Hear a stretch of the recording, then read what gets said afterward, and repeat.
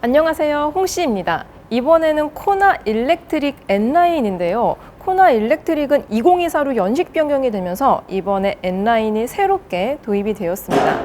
내연기관 같은 경우는 N9이 있었기 때문에 디자인을 선택을 할 수 있는 폭이 넓었는데요. 일렉트릭은 단일로만 판매가 되었기 때문에 N9의 출시가 반갑습니다. 그럼 전면부 디자인부터 보도록 해볼게요.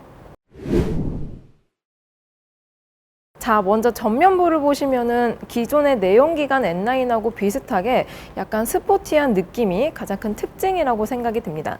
전면부에는 N9 전용 범퍼가 들어간 게 특징인데요. 내연기관 N9하고 비교했을 때에도 거의 밀리지 않을 정도로 정말 스포티하고 고성능 느낌이 나는 그런 디자인을 가지고 있다라고 생각이 듭니다. 특히 에어 인테이크의 부분들이 진짜 고성능 차량들에서 볼 수 있을 법한 디자인이 들어가 있기 때문에 실제로 봤을 때 진짜 포스감이 장난이 아닌 것 같습니다. 특히나 이 차량은 N9 전용 외장 컬러가 들어가 있기 때문에 범퍼와의 컬러 매치가 정말 잘 어울리는 것 같습니다. 그리고 측면부를 보시게 되면 N9 전용 배지와 함께 전용 휠이 적용이 되어 있습니다. 현재 이 차량은 지금 19인치 N9 전용 휠이 들어가 있는데요. 중앙부에는 N 전용 휠캡과 함께 고성능 룩을 연출해주는 휠이 들어가 있습니다.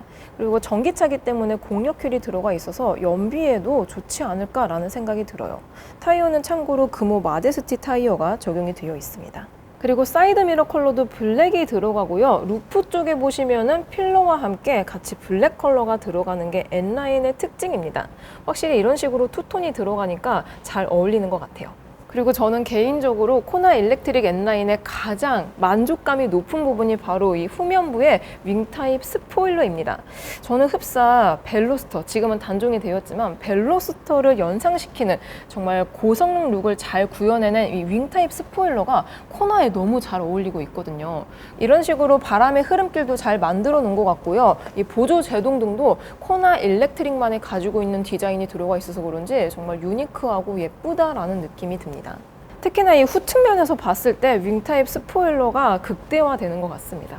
이외에 후면부 범퍼 디자인도 전면부와 마찬가지로 고성능 룩을 재현해낸 느낌이 드는데요. 디퓨저의 가니쉬라든지 이러한 형상들이 코나하고 잘 어울립니다. 그리고 SUV이기 때문에 이런 스키드 플레이트는 스크래치에 강한 소재가 적용이 되어 있어서 실제로 내가 이 차량을 운용했을 때 스트레스가 조금 덜할 것 같아요.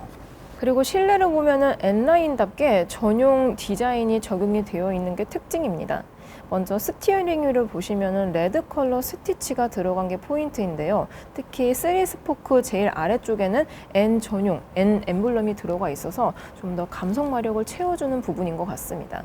그리고 시트도 스웨이드와 가죽이 혼합이 되어 있는 시트가 적용이 되어 있는데요. 레드 포인트의 가니쉬라든지 N 전용 엠블럼, 레드 포인트 스티치 등등 이 N9 전용 디자인들이 많이 들어가 있어서 그런지 시트 또한 만족감이 상당할 것 같습니다. 다만 아이오닉 5도 마찬가지지만 버킷형 시트가 아닌 점은 조금 아쉬울 수도 있을 것 같아요.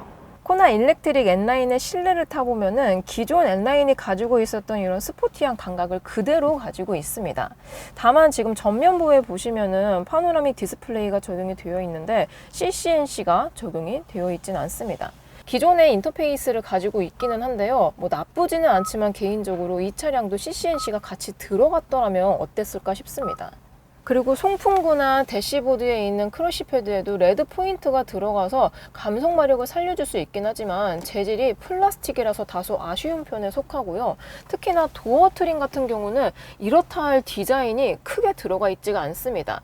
차라리 도어에도 같은 레드 포인트라든지 아니면 스티치로 조금 더 밀도감을 높여줬으면 어땠을까 싶습니다. 참고로 스피커는 옵션으로 보스가 적용이 됩니다.